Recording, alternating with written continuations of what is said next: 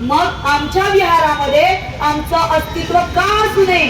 आमच्या बापाने दिलेला कायदा, आमच्या बापाने दिलेले कलम, तुम्ही बोलणारे कोण?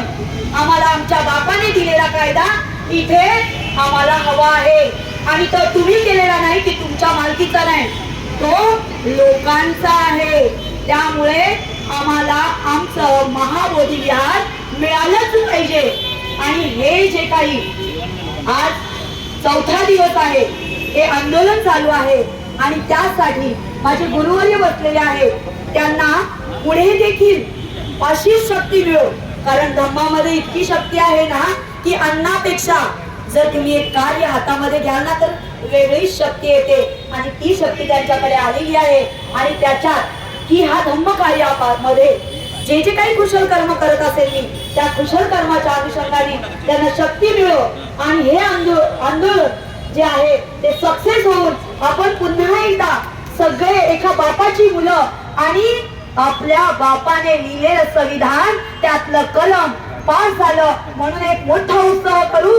आणि आज जे आपण उपोषण केलेलं आहे ते दाखवून देऊ की आम्ही अन्न पाणी देऊन, प्रत्येक कलम देऊन जन जल चल लोकांना आम्ही जीवित करणाऱ्या बापाचे औलाद आहोत.